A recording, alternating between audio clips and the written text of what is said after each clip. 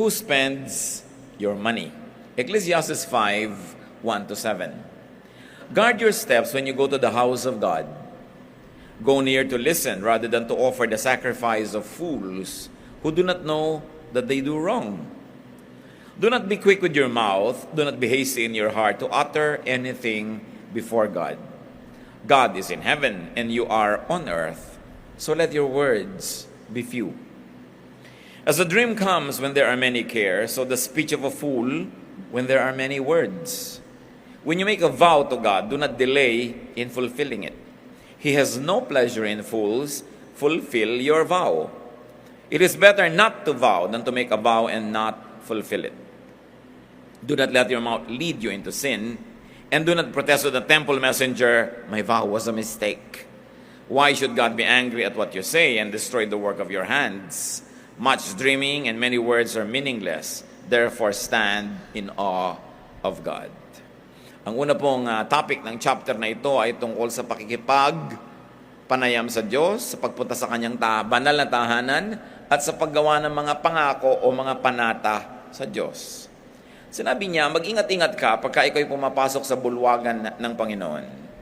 When you go to the house of God, when you go to the Master's Hall, be very careful. Why? Ika'y tagalupa at ang hinaharap mo ay tagalangit. Ika'y tao lamang at humaharap ka sa Diyos. Kaya mag-ingat-ingat sa lahat ng iyong iniisip at sasabihin. At huwag kang masyadong walang bahala kung magbitaw ng mga pangako sa Diyos. Sabi, anuman ang sasabihin mo, anuman ang isusumpa mo o manunumpa kang gawin, anuman ang gagawin mong pakikipagpanayam, whatever it is that you ask God and promise God in return, sabihin ganun, kailangan pag-isipan mong mabuti. Hindi nakikipagbiroan ng Diyos at hindi siya nagpapabiro kanino man. Ang lahat ng pakikipag-unayan sa Diyos ay seryosong bagay. Sabi ganon. Kaya kung ang tao ay maraming iniisip habang siya'y gising, marami din siyang mga papapanaginipan at mababangungot. Kasi iniisip niya, nagkakaroon tuloy ng bunga sa kanyang buhay. Kaya ang iniisip mo rin, habang ikaw ay sumasamba at lumalapit sa Panginoon, magkakaroon din ng mga bunga yan sa iyong buhay. Sabi ganon. Hindi natutuwa ang Diyos sa mga kahangalan ng tao. At ang kahangalan ditong tinutukoy, yung hindi ka seryoso sa iyong pakikipag-deal sa Diyos. Sabi ganon, hindi natutuwa ang Diyos na nangangako ka tapos hindi mo tinutupad. Mabuti pa, huwag kang nalang mangako kung hindi mo tutuparin. At mabuti pa na huwag kang nalang magsalita kung hindi naman talaga mangyayari. Huwag mong hayaan na ang iyong bibig ay ipahamak ka. Magbibigay-bigay ka ng pledge, magbibigay-bigay ka ng pangako, tapos pag sinisingil ka na nung temple messenger, sasabihin mo, my vow was a mistake.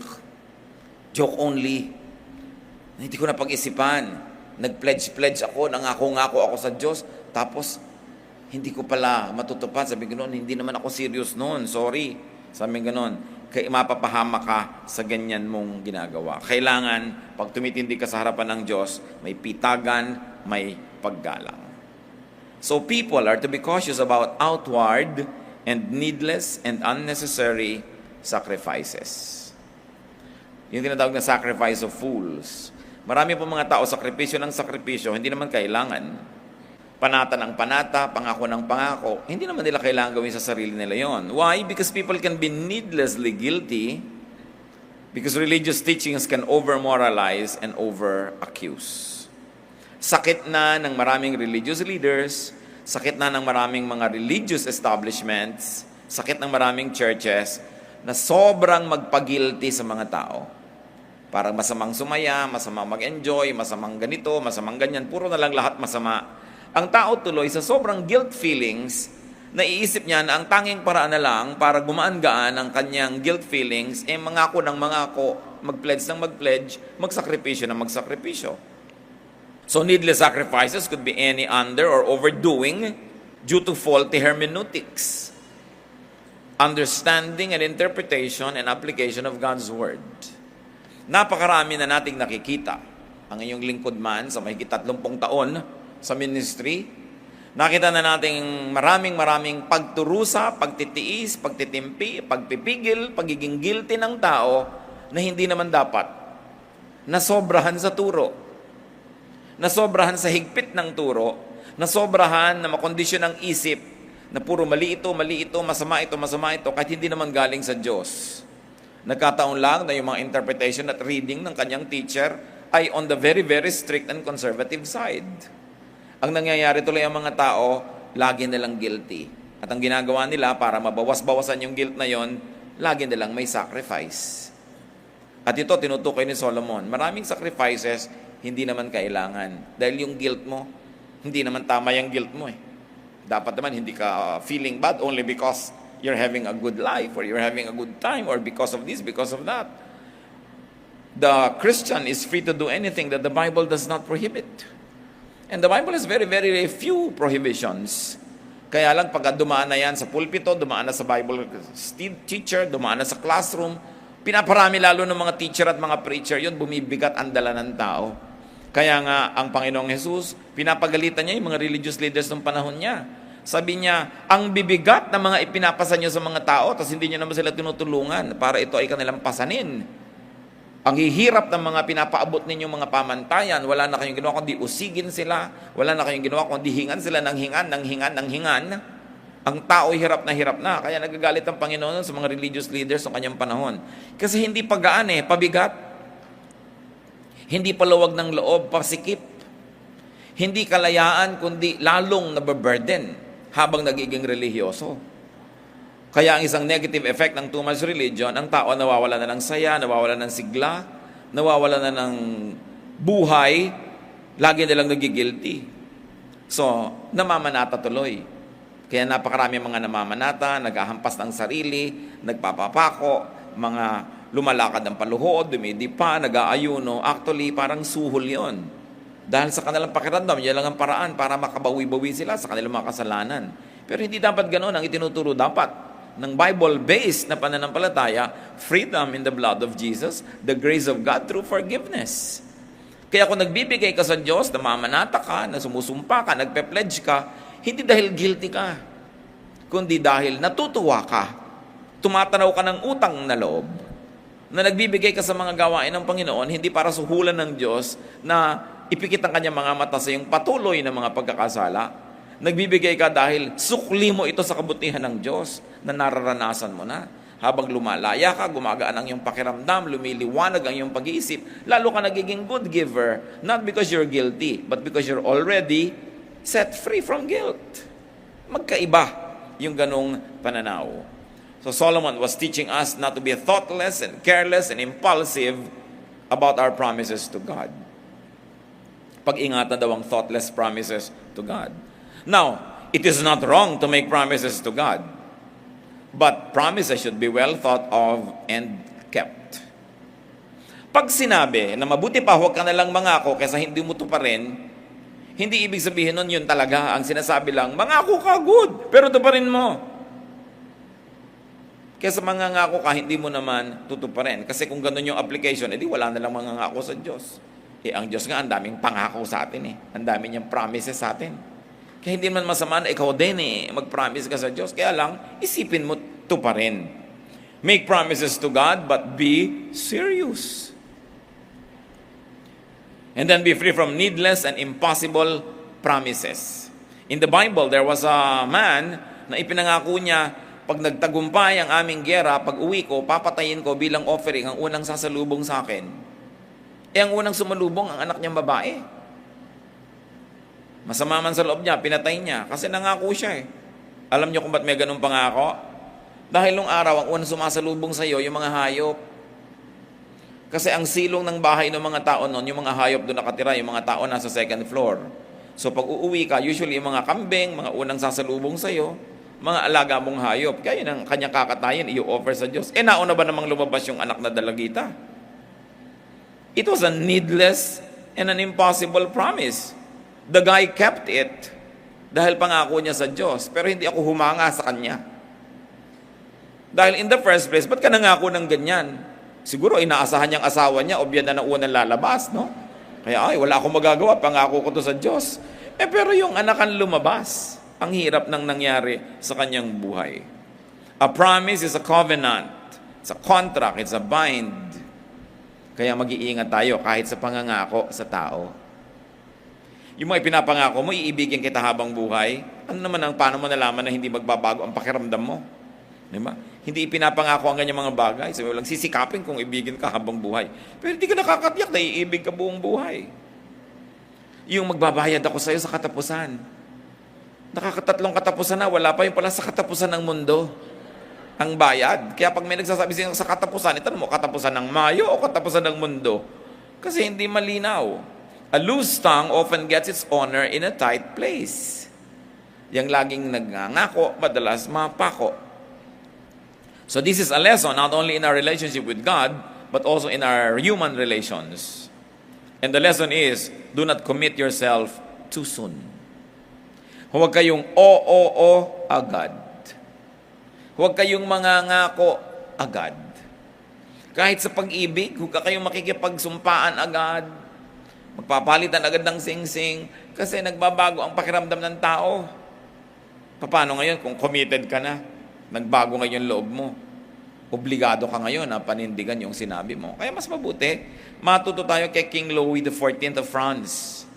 Si King Louis XIV, tuwing may lumalapit sa kanyang ministro o high government official, may hinihingi, may nire-request, may pinapa-aproban, ang lagi niyang sinasabi, I shall see.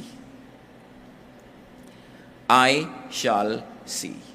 And it's a very good way to think first. Huwag kayo nag-oo agad. Governor kayo, mayor, manager, president ng company, may-ari ng isang kumpanya, meron sa inyong may request, pirma kayo agad. No, I shall see. Bukas, balikan mo to. Mag-iisip muna ako. Kasi madaming napapasubo sa pagsasabi agad. At ang salita, habang nasa loob pa ng bibig mo, ikaw pang amo. Pero ang salita, pag binitawan mo na, siya na ang amo, ikaw na ang alipin. Tutuparin mo na, susundin mo na yun. Kaya tuwing merong nagre-request sa inyo, lalo may lumapit, I shall see. Teka, tingnan natin. Kasi kuminsan, oo ka na, hindi mo palalo yung pasikot-sikot ng buong kwento eh. Yung pala, minanipulate ka, minaniobra ka lang para maka-oo. Ngayon, nung malaman mo na may kabilang side yung kwento, naka-oo ka na sa kanya. Paano? Kaya dapat, huwag agad-agad. Liban na lang life and death. Emergency talaga. Pero kung may oras kayo, delay your decision. Ang desisyon na hindi mo pa binibitawan, alipin mo pa. Pero oras na binitawan mo na, ikaw na yung alipin. So in the verses that we have read, a promise to God of offering was being taken back. Nag-pledge siguro itong tao na ganito, magdodonate ako ng ganito. Tapos nung kinukuha na sa kanya nung temple messenger, sabi, it was a mistake. Many people make promises to transact with and to seek favor from God, then not keep them when they get what they ask for. Yan na yan yung mga lulubog na barko na, Diyos ko, huwag lang pong lumubog ito, talagang maglilingkod ako sa inyo. Ngayon, hindi lumubog, paglapag niya sa pier, sabi niya, joke only. Dahil nakatungtong na siya sa terra firma. Lupa na yung tinutungtungan. Yung lahat ng nakasakay sa aeroplano, Diyos ko, magbabagong buhay na po ako, huwag lang kaming lumaglag ngayon. Tapos pagka-landing, ay, joke pala. It happens. Promises should be kept because God can destroy everything you have worked for. That is what the verses have said. Pag sinabi mo, Diyos ko, magne-negosyo po ako, at pag pinaunlad niyo po ako, magpapaaral ako ng mga mahihirap, o magpapadala ako ng mga estudyante sa seminaryo, o pag pinaunlad niyo ang buhay ko po, ganitong gagawin ko, ganun ang gagawin ko, tiyakin yung tutuparin niyo. Because God can destroy everything that you have worked for. Pag hindi siya natuwa sa inyo. Kaya hindi masamang mangako, tutuparin lang. Pero alam niyo nangyayari pag ang mga tao ay matagumpay, o malusog, o masagana, nalilimutan ang mga pangako sa Diyos. Naaalala lang uli pagka sumusuka na naman ang dugo. Naaalala lang uli pagka may sunog o bumibaha. Naaalala lang uli pag nalulugi o nanganganib. Pagka may mga problemang mabibigat, naaalala uli ang Diyos. Kita nyo, naaalala dahil may kailangan. Iba naman yung naaalala ang Diyos dahil nagpapasalamat. at masaya sa Diyos. Sa palagay nyo ba, hindi kita ng Diyos yung pagkakaiba ng dalawang paglapit na yon? Na ang saya-saya ng pamilya nyo, ang ligaligaya ng negosyo nyo, tapos buong buo kayo nagche-church kasi wala kayong problema? Iba naman yung andyan kayo lahat kasi may problema kayo. Sasabihin nyo, wala na tayo yung choice mga anak, alam, magsimba na tayo. Well, natutuwa din ng Diyos kasi hindi naman kayo mag-church. Pero higit naman siyang natutuwa, nandiyan kayo dahil ang dala nyo pasalamat, hindi hiling o hindi reklamo. In any case, mabuti pa rin lumapit kahit nangangailangan lamang. Pero pag dumating naman na panahon, hindi ka nangangailangan, mas dapat lalo kang lumapit. Kasi umaani ka na ng mga kabutihan ng Diyos. Mas lalong dapat ipahayag ang ating pasalamat. Ecclesiastes 5:3, sabi, as a dream comes when there are many cares, so the speech of a fool when there are many words. What is the idea behind this? That thoughts shape dreams and even nightmares. Thoughts shape hopes and fears. Our thoughts shape behavior and even character. Kung paano ka mag-isip, ganun ka uupo. Yung pag-upo nyo lang, pinapahayag niya kung paano kayo nag-iisip. Ganun ka tatayo. Kung paano ka mag-isip, ganun ka mananamit. Kung paano ka mag-isip, ganun ka kakain. So yung pag-iisip, doon nabubuo ang lahat. Kaya ang tunay na digmaan, nangyayari sa loob ng isip. Pag sa loob ng isip mo, nag-decide ka ng manalo, susunod na yung tunay mong panalo kasi yun ang gagawin ng katawan mo eh. Pero sa isip mo, nagpatalo ka na, susunod na matatalo na yung katawan mo kasi natalo ka na sa battlefield which is in the mind. So people can shape their dreams, their sleep, their character by controlling and by directing and disciplining their thoughts. Gusto ninyo na makontrol kung ano ang mangyayari sa inyong mga papanaginipan? Kontrolin nyo kung anong iniisip nyo bago kayo matulog. Pag nanonood ka siyempre ng horror, nag-iisip ka ng mga aswang, manananggal, tikbalang, kapre, duwende, yun talaga ang papanaginipan mo. Kaya iniisip mo, ano bang i-feed ko sa brain ko? Nadidirect natin ang nangyayari maging sa ating character sa pamamagitan ng pagbabantay kung anong iniisip natin. Pag ang iniisip mo, ang taas-taas mo, ang baba ng iba, tapos nakita mo sila, pati ang pagkamay mo sa kanila, pati ang pagngiti mo sa kanila, may korte na yon. Depende kung anong iniisip mo tungkol sa sarili mo.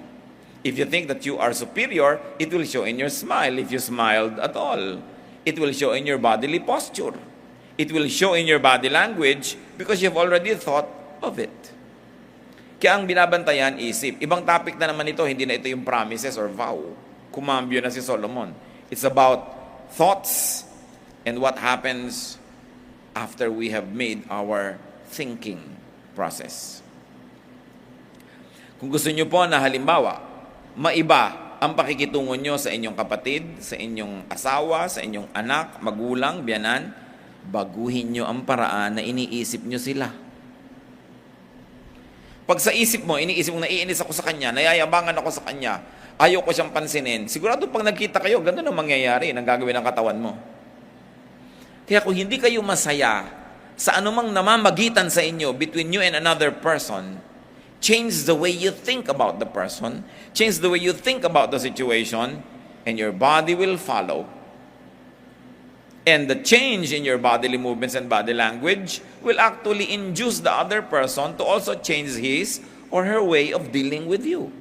It begins with the thought. Kaya mahalaga na kontrol natin yon. And one could control his thoughts by omission of the bad and by commission of the good. Even thinking is habit-forming. Pag lagi kang nagtatanggal ng masama sa iniisip mo at naglalagay ka ng mabuti, yung buhay mo mababawasan ng masama at madadagdagan ng mabuti. Sa isip lahat nangyayari yan. Kaya sabi ng Psalm 1:1-2, Blessed is the man who does not walk in the counsel of the wicked, or stand in the way of sinners, or sit in the seat of mockers. So blessedness is in not doing those things, in omitting those things. Verse 2, but his delight is in the law of the Lord, and on his law he meditates day and night. So blessing is on doing what is nice, to meditate on the word of God. To meditate is a mental process. Pag lagi mong iniisip yun ang mangyayari. At ito, sobrang pagsasalita, nakakapagpahamak. Why? Because talking too much could lead to mistakes. Because of the possibility of misrepresentation by the speaker, and by misreading and misinterpretation and misunderstanding by the hearer. Pag meron kang thought in your mind at sinabi mo sa pamamagitan ng iyong bibig, liba na lang ang galing-galing mong mag-isip ng salita, magtahi ng sentence, pumili ng tamang vocabulary, napakalaki ng panganib na yung iniisip mo at yung sasabihin ng bibig mo magkaiba. Akala mo, sinabi mo yung nasa isip mo.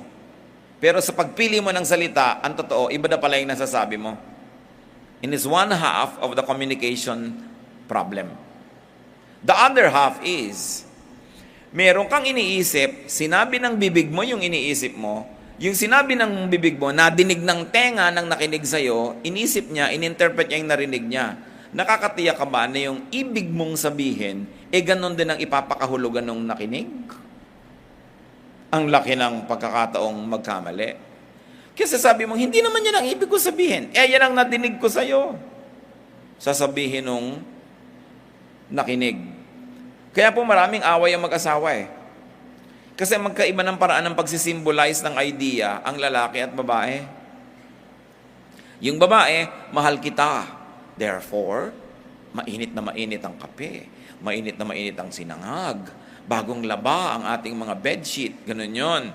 Binibigyan kita ng mga maliliit na services, mga maliliit na mga pansin, pati binibigay mo sa aking chocolate, itinatago ko ang balat, yung ganon. Tanda ko lahat ng ating birthday, anniversary, kung saan tayo nagkita, ang kulay ng damit mo nung una nating date. Kasi mahal kita. Sa babae kasi yun yung kanyang language, na ibig sabihin, mahal kita. Yung lalaki naman, maraming beses, wala yun.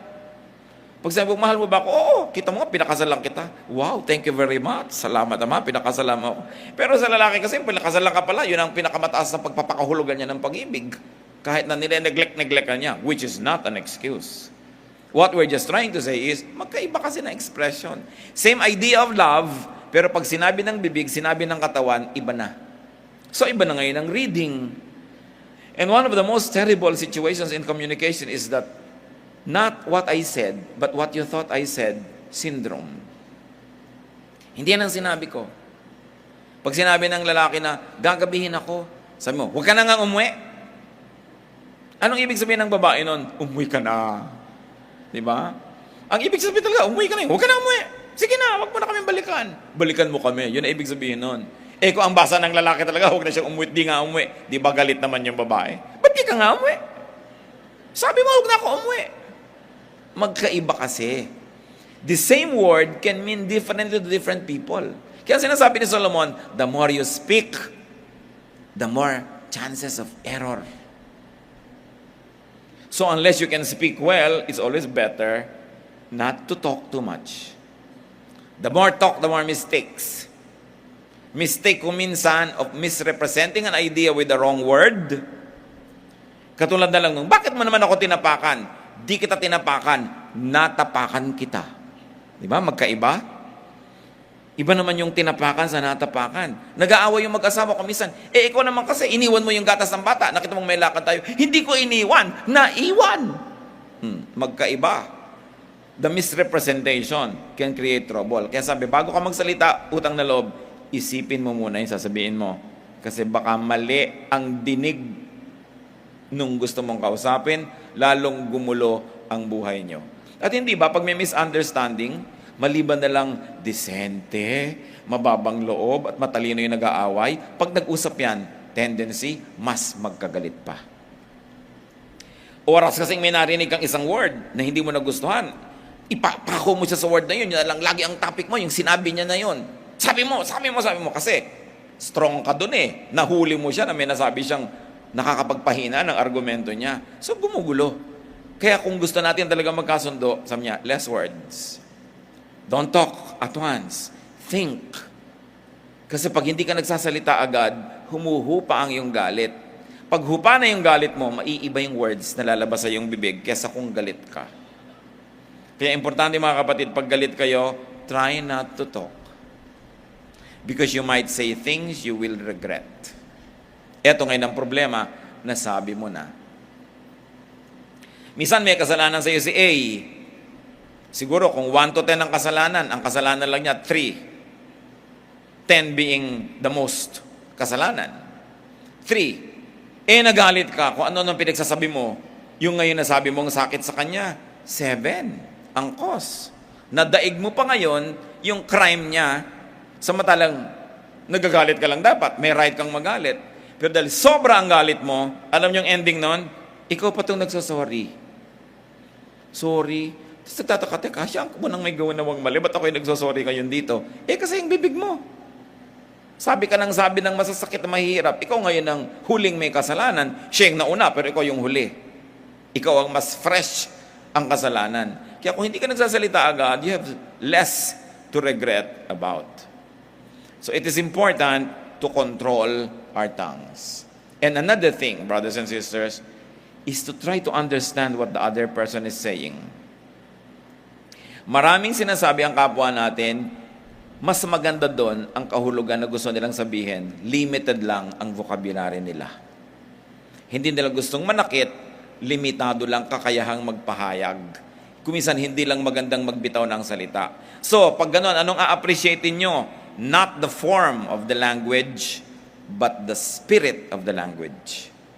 Not the actual words, but the ideas that the speaker is trying to represent, sometimes with wrong words.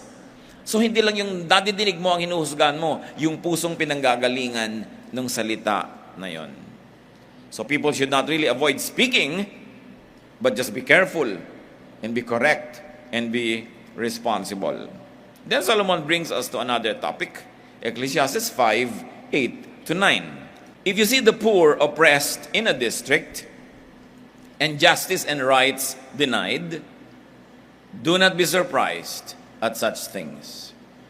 For one official is eyed by a higher one, and over them both others higher still. The increase from the land is taken by all. The king himself profits from the fields. Anong sinasabi?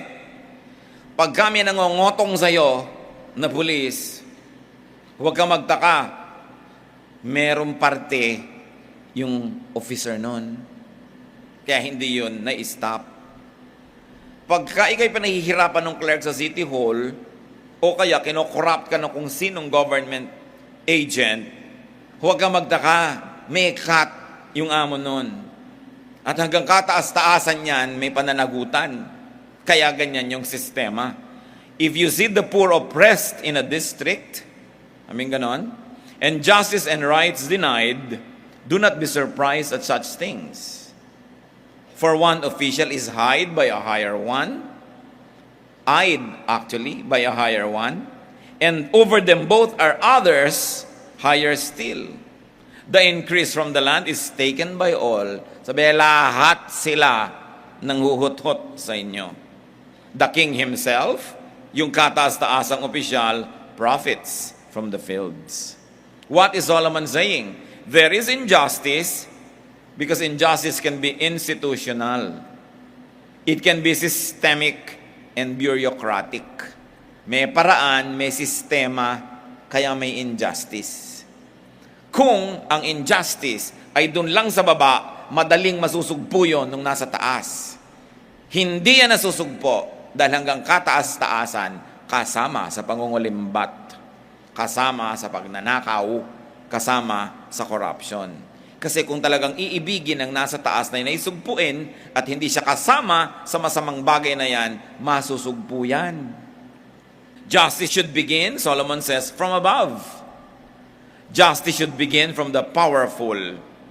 And justice should be institutionalized, not injustice. What do we learn from that, brothers and sisters? Apply this in your own kingship. Kung saan man kayo king or queen, institutionalize justice, not injustice. Apply this in your turf. Apply this in your area. Kung saan kayo may kapangyarihan at may mga taong pababa mula sa inyo, linisan ninyo ang inyong pamamaraan, ituwid ninyo, gawin yung matuwid at makatarungan, at lahat ng nasa baba susunod yan. Kaya malalakas ang loob ng nasa baba kasi pare-pareho rin nilang bulok yung nasa taas. Hindi sila papangahasang pigilin dahil walang kikitain yung nasa taas. O kaya, paano sila sisilipin ng nasa taas kung sila din yung masilip? Kaya ang corrupt na matataas na opisyal, hindi nila kayang sugpuin ng corruption dahil pag sinugpo nila yon, pati sila masusugpo. Pero kung iibigin niya na sugpuin, it must start from the top. Sa simula, sabi ni Solomon, sa hari nagsisimula ang paglilinis ng pamahalaan. Kung ang hari mo ay bulok, umaalingasaw, mabantot, corrupt, marumi, mamamatay tao, mandaraya, yun ang mangyayari sa buong bureaucracy. Kaya gustong ipaliwanag ng Solomon ang pananagutan ng mga namumuno. Ecclesiastes 5:10. Whoever loves money never has money enough. Ngayon, money na naman yung topic. Whoever loves wealth is never satisfied with his income. This too is meaningless. Sinasabi sa atin, it's foolish to love money because you will never be satisfied. You will never have enough. Tingnan nyo mga kapatid. Mag-isip kayo ng taong mahal na mahal nyo. Na-satisfy na ba kayo? Laging kulang. Dapat lagi siyang nandyan. Kahit madalas na, kulang pa. Dapat lagi kanyang naaalala, kulang at kulang.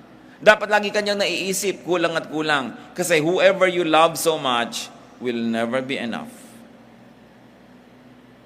That's why if you love money so much, you will never be satisfied. It will never be enough no matter how much there is. Kaya ang sinasabi, love the Lord your God with all your heart and with all your soul and with all your being. Why? Because God can be enough. It is only God that we can love and be enough. Everybody else, kulang. Kahit mahalin ka ng mahal mo, paano ka namatay sa bigla? Di kulang, ng laki din kulang. Ngayon, kung mahal ka, mas mahal mo siya kaysa mahal ka niya, di kulang. Kaya napakahalaga, pinipili natin kung sino at anong mamahalin. Ang mahalin mo ng todo, yung pwedeng makapuno sa'yo. At yun ay ang Panginoon. Mahalin natin ang tao, mahalin natin ang trabaho, mahalin natin ang mga bagay, pa dapat secondary lang yan. Hindi una. Kasi pag yan ang una mong minamahal, kulang at kulang at kulang ka lagi sa iyong buhay. How do you know that you are a lover of money? You are a lover of money if you are never satisfied. When you don't feel like you have enough. If you don't feel satisfied no matter how much you already possess, it means you are a lover of money. Yung maraming pera na hindi masaya, naiinggit ko minsan doon sa taong konti ang pera pero ang saya-saya na. Maraming mga company executives, ang lalaki ng mga sweldo, ang lalaki ng mga bonus, pero hindi masaya. Pag tiningnan nila yung karaniwang empleyado, magkaroon lang ng 13th month pay, ang sayang-saya na, alam na nila eksakto anong bibilin, talagang alam na nila. Minsan naiingit pa yung mas maraming pera. Buti pating ordinaryong empleyado, alam niya kung anong gusto niyang gawin sa pera niya. Pero ako, ang daming pera, ano nga kayang gagawin ko dito? More money doesn't mean more happiness. Who is wealthy? Not the people who have the most money, but those who make the most out of whatever they have. Yun ang tunay na mayaman. Kung sakasakali na tayo ay madaya at malagay tayo sa sitwasyon na hindi na tayo marunong masatisfy, laging kulang, learn to be satisfied. Learn to be thankful. Pray for contentment and review your relations. Review who influences you. Kadalasan, pag hindi na tayo marunong masatisfy, lagi na lang kulang at kulang, nai-influensya tayo ng mga taong sakim. Nai-influensya tayo ng mga taong sobrang materyoso, nai-influensya tayo ng mga taong wala ng kaligayahan, at kuminsan nakikipag-compete pa tayo sa kanila, hindi natin alam na huhulog tayo doon sa bitag na kinahulugan din nila. When we no longer know how to be contented and happy, we should review our relations. Usually, there are people that become our models. People who are never satisfied, people who keep on craving, People who keep on having and getting but are never happy. Kailangan i-review natin kung sino ang nakaka-impluwensya sa atin. Still about money. Bakit nga daw ba trabaho ng trabaho yung tao kahit meron na? Ecclesiastes 5:11, as goods increase, so do those who consume them. And what benefit are they to the owner except to feast his eyes on them? So niya, pag lumalaki ang sweldo mo, lumalaki gastos. Pag dumadami ang pera mo, dumadami ang kamag-anak. Pagka dumadami ang iyong pera, dumadami ang kaibigan. Pag lumalaki ang iyong pera, dumadami ang mga sagutin sa buhay.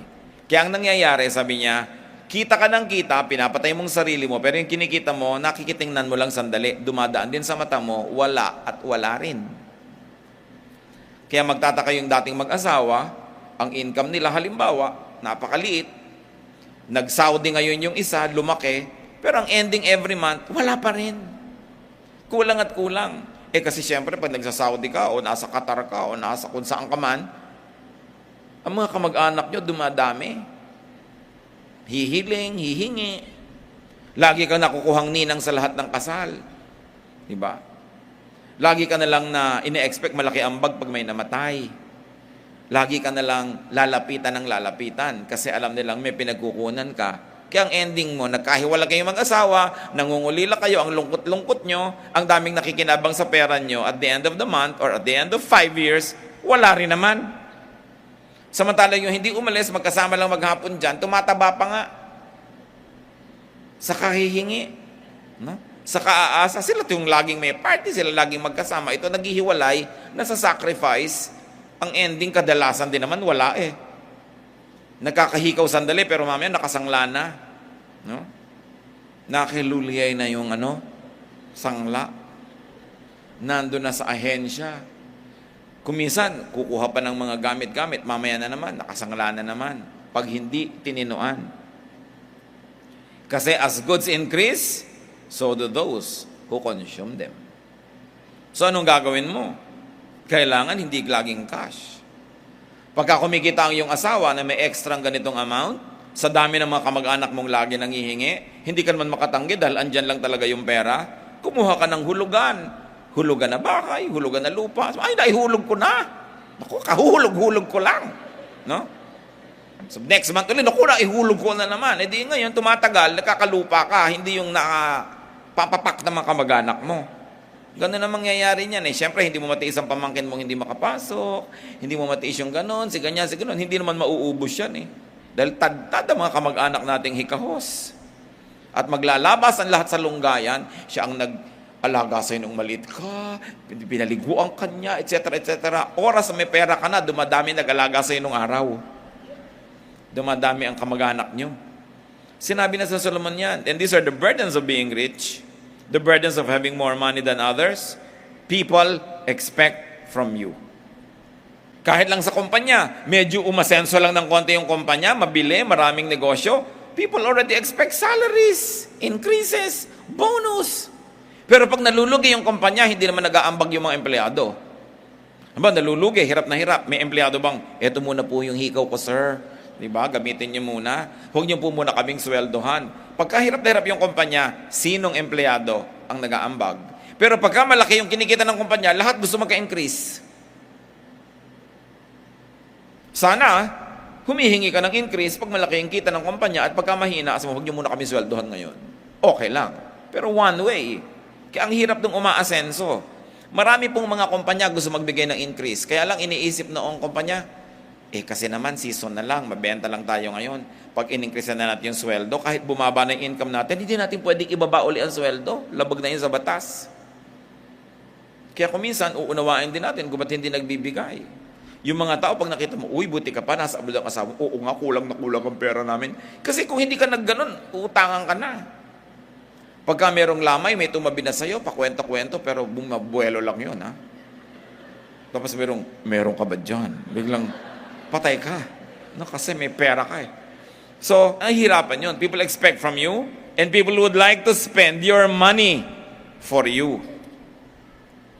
Gaano karami yung ganon? Yung mga bayaw niya na mga walang ginagawa, mga batugan, yun ang gumagastos ng pera niya kasi inaabutan ng asawa niya, yung mga kapatid. Hirap na hirap ka, papadala mo yung pera mo, yung asawa mo, sasabihin sa kuya niyo, ha? Huwag niya sasabihin, huwag kayo maingay. So, siyang gumagastos ng pera mo para sa'yo, hirap na hirap ka. Ikaw ngayon itong walang asawa, nangungulila. Ang daming kawawa mga nagtatrabaho abroad, mga lalaking sila yung namamalansya ng damit nila, sila nagluluto, baon-baon, araw-araw. Tapos, kung kani-kanino napupunta yung pera nila dahil pinamimigay ng asawa. Di ba? Mabuti sana ko sa kapatid. Kung kay kumpare.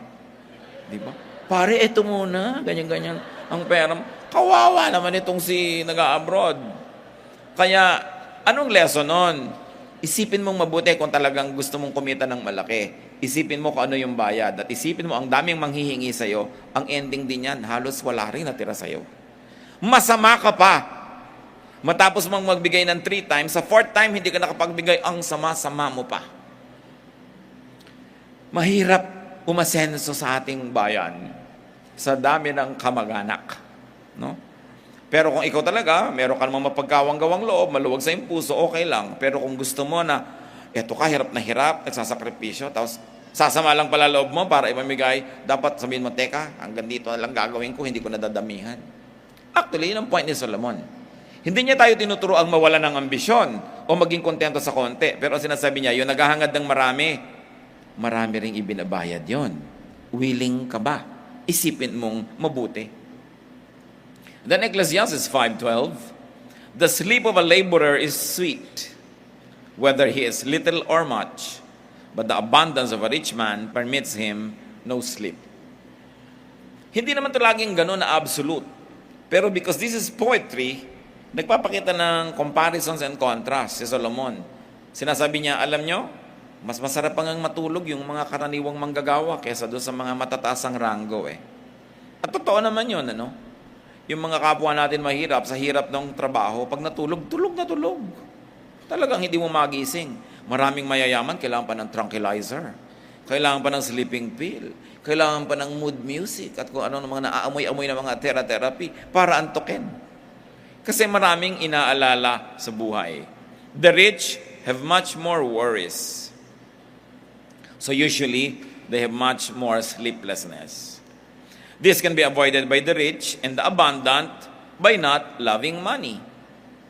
Nakakita na ako ng mag-asawang parehong nasa abroad, tapos humingi yung pamilya ng lalaki, nangailangan. Naku, yung babae walang ginawa, gabi-gabi ko di umiyak ng umiyak. Sa napunta doon sa lahi ng lalaki. Pero pag sa lahi niya napunta, secret. Huh? Hindi alam ni lalaki. Kaya ganun, umiyak ng umiyak hanggang mga yayat. Paano? Ang dami nilang pera tapos nautang. Kung wala ba naman silang pera, di walang uutangin. Ngayon, masarap magpautang kung mas mahal mo ang tao kaysa pera. Masarap magbigay. Alam niyo kung napakasarap na maraming pera? Kasi ang sarap ng pera sa paglabas nun, hindi sa pagpasok. Mahirap papasukin ang pera. Pero pag pinapalabas mo, maluwag sa iyong loob, sobrang magpasaya. Kung hindi ka umiibig sa pera. One of the nicest things to do is to give to people when it is in your heart to give. Don't love money, although you may love making money. Kasi challenge, gusto mong gumawa ng business, gusto mong maging fruitful, love making money. But do not love money itself. Kailangan, sabi ni Solomon, makinig kayo sa akin, sabi ni Solomon. Wala nang mas mayaman kaysa sa akin, pero ako nagsasabi sa inyo, wala naman doon ang kaligayahan. Papunta pa lang kayo, pauwi na ako. Wala nang higit yayaman sa akin, wala nang higit narurunong sa akin, so makinig na lang kayo. Sabi ganon, don't love money. Ecclesiastes 5:13-16, I have seen a grievous evil under the sun, wealth hoarded to the harm of its owner, or wealth lost through some misfortune, so that when he has a son, there is nothing left for him. Naked a man comes from his mother's womb, and as he comes, so he departs. He takes nothing from his labor that he can carry in his hand. This too is a grievous evil. As a man comes, so he departs. And what does he gain, since he toils for the wind? Sabi niya, marami na ako nakitang lungkot. Kayamanang inipon, inimbak, binantayan, na ikinapahamak lang nung may-ari. At meron naman mga kayamanan na inipon ng inipon, ang tagal sa isang iglap na wala, ni walang maipamana sa anak. Yung anak na hindi nabigyan ng oras, hindi na alagaan, hindi nabigyan ng pansin because you're making money, tapos naubos din bigla yung pera, wala ka nang maipamana sa future, wala ka pang matingnan na lingunin sa nakaraan na maganda nyo naging samahan. Dahil naubos lang ang pera mo, kahahanap, ang oras mo, kahahanap buhay. So wala at wala rin. Sabi ganon, ang taon man ipinapanganak na hubad, ililibing din siya, mamamatay din siyang walang dala. Ang point ni Solomon, huwag niyong ubusin lahat ng oras at lakas sa pagpepera lang, sa paghahanap buhay at pagpapayaman. Marami pang ibang dapat gawin sa maiksing buhay na ito. There must be proportion. Yes, we need to earn. Kailangan maghanap buhay para magkaroon ka ng buhay. Pero hindi ka nabubuhay para maghanap buhay. Naghahanap buhay ka para mabuhay. So that you will get a life. But you don't live to look for a living. So the other perils and dangers in being rich, riches don't always do people good. Hindi napapahamak dahil yumaman. Dati, isa lang ang TV nila, nanonood ang pamilya, magkakasama sa sala, masaya, may unity, may bonding. Nung yumaman, tigitigis ang kwarto, tigitigis ang TV, di na sila magkita-kita. Nagkahiwa-hiwalay ang buhay. Kuminsan may blessing yung kapos dahil lagi kayong magkakasama. Sabay-sabay yung kayong kumain dahil isang gilit ng bangus yung kakainin nyo, kailan nandun lahat, sabay-sabay. Pero pagka marami na kayo, nagkakanya-kanya na, may pagkakahiwa-hiwalay. May disadvantage din yung maraming pera. Kita nyo kung sinong magaling magmahal sa magulang? Yung laki sa hirap. Kesa yung laki sa sarap. Nagtataka ko, marami tayong mga kasama sa bahay. 11 pa lang, 9 pa lang. Umalis sa probinsya nila para mamasukan. Pero hanggang 35, 45 years old na, buwan-buwan walang palya, nagpapadala sa magulang. Samantalang nakasama lang ng magulang, wala pang 10 taon, puro hirap pa. Pero bakit mahal na mahal ng magulang? Kasi kasama sa hirap. Maraming mga laki sa layaw, yan ang mga walang utang na loob eh. Sobrang sarap ang buhay, hindi sila nagising sa hirap ng buhay, hindi sila marunong makisama o makiramdam sa naghihirap, kaya sariling magulang na naghihirap, manhid pa rin sila. Wala, hindi pinapansin. Kasi laki sa sarap. I challenge you, think of people you know, mga mabubuting anak, 99% laki sa hirap. Kadalasan ngayon, mga binubugbog pa ng magulang. Mga binubusan ng mga kumukulong tubig, sinisindihan, hinuhulog. Yun ang mapagmahal sa magulang. Hindi ko naman sasabing gawin nyo sa mga anak nyo para mahalin kayo. Pero obserbahan ninyo yung laki sa hirap. Sino ang masarap makisama? Yun yung laki sa hirap. Sino ang malakas mag-tip sa mga restaurants? Mga kapatid, hindi yung mayayaman. Yung laki sa hirap na nagkaroon. Kasi alam nila yung iniisip ng waiter. At kung dati silang waiter, alam nila yung asawa nun at mga anak, walang inabangan kundi, nakatip ka ba, daddy? Magkano na-tip mo? Wow, makakapag-SM tayo bukas, nakatip ka. Pero yung mga laki sa mayaman, akala nung mga donya, bigyan lang kanila ng 30 pesos. Kasyang-kasya na sa'yo kasi kasya sa kanila yan. Sanay sila dyan. Hindi sila sensitive. Kaya titingnan din nyo kung paano pinapalaki ang mga anak. Sa sobrang luho ba? Minsan, yung maluhong anak, bigay ka na ng bigay. Kulang pa. Masarap na yung pagkain, wala pang gana. No? Tinatamad pa. So, riches don't always do people good.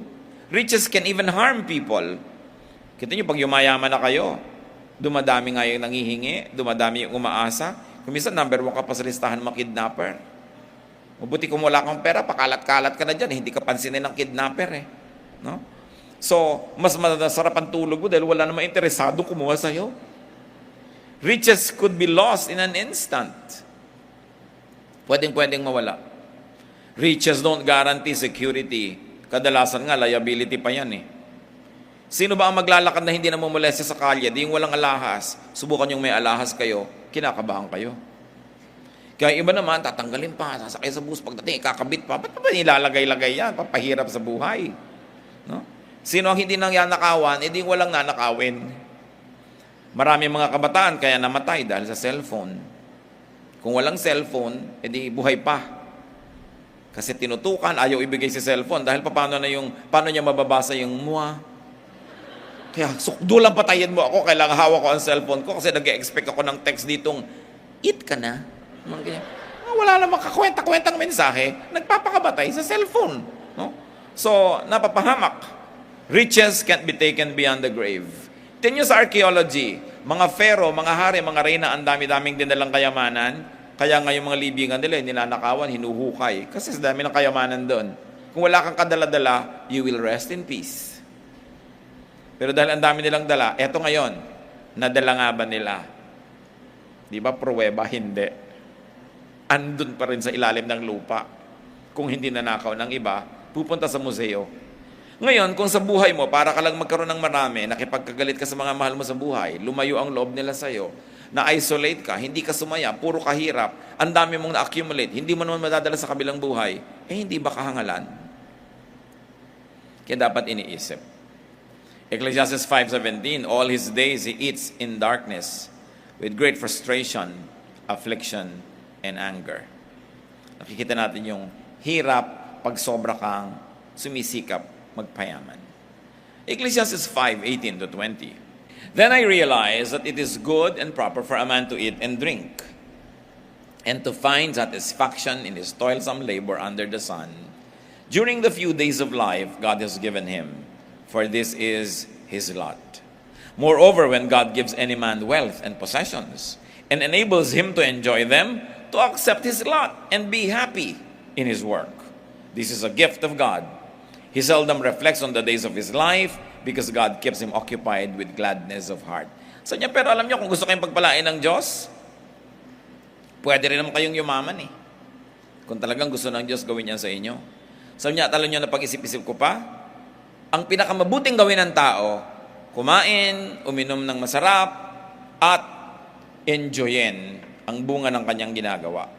Alam niyo kasi ang tinutukoy ni Solomon dito, walang inisip kundi mag-impok ni ayaw gumastos. Walang inisip kundi mag-save ng mag-save, kumita ng kumita ni ayaw magbigay. So niya, alam niyo, pag meron kayong kinita, enjoyin niyo. Kung natutuwa ang Diyos sa inyo, bukas kikita kayo uli. Enjoyin niyo uli. Hindi yung puro kayo save ng save ng save, tapos biglang nawala. Kita niyo yung mga nagsisave, yung mga nawa 1, 2, 3, nagpaparami ng savings nila, doon sa mga kung ano-anong mga, yung 10,000 mo, mamaya 15,000 na. So sa unang buwan lang yon, no? Sa pangatlong buwan, pang-apat, hindi ka na maka-withdraw. Yung nawawala na yung opisina nung pinagbibigyan mo, na itakbo na yung pera mo. Yun ang sabing yan. Kasi sobra ka naghahangad. Bato-bato sa langit ang tamaan, mag-isip. Ang mga nawa 1, 2, 3, yung naghahangad kasi. Kasi kung hindi ka naghangad, hindi ka madadaya. Yung ating kasing paghahangad, bumubulag sa ating karunungan, nabubulag ka sa pag-iisip kasi sobra ka naghahangad. Kaya sabi, huwag kang ganyan. Sabi ko, alam mabuti sa buhay, kumikita ka, enjoyin mo. Kumain ka, uminom ka na masarap. Ganon. Kasi ganyan talaga. Ngayon, kung binibigyan ka ng Diyos ng kayamanan, at pinapa-enjoy sa iyong kayamanan mo, enjoyin mo, tanggapin mo na blessing yan ng Diyos. It's a gift of God. Kung hindi ka na laging nag-aalala, pasalamat ka. Bigayan ng Diyos. So, nakita nyo, hindi naman lahat ng tao ayaw ng Diyos yumaman. May pinapayaman din. Kung gusto ka ba niyang payamanin. At huwag ka mag-guilty. Basta bigay ng Diyos. Ibig sabihin, paano ka yumaman? Maka-Diyos na paraan. Paano maminemintain yung kayamanan mo? Maka-Diyos pa rin yung lifestyle mo. Hindi ka sakim, hindi ka makasarili, nagbibigay ka pa rin. Dumadami pa rin. Enjoyin mo yan. Sabi ko, huwag kang mag-guilty nag-enjoy. Basta malinis ang pinanggalingan ng ine-enjoy mo. So these are the best things to do in life. Enjoy eating, enjoy drinking, and also enjoy working hard. So huwag lang kayo magtrabaho para kumita. Enjoyin nyo yung trabaho nyo. Pag kumita kayo, doble yung benefit. Pag hindi kayo kumita, na-enjoy nyo na yung trabaho, panalo na rin kayo niyan. Work should not only be a means, it should also be an end by itself. Work should be an enjoyment by itself. So maximize enjoyment of food, drink, and work by sharing, by being thankful. At mga kapatid, huwag pintasan ang pagkain pagkakaharap mo.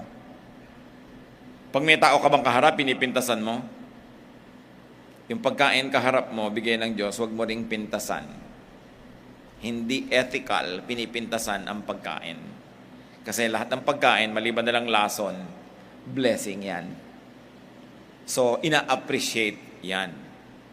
Maximize enjoyment by doing what you like. If work is a blessing, make sure that you enjoy your work. If you don't enjoy it, change your work or change your attitude if you cannot change your work. Pero hindi pwede na minumura mo yung ginagawa mo. Hindi pwede nagagalit ka doon sa ginagawa mo. Lagi na lang, kasi itong plato.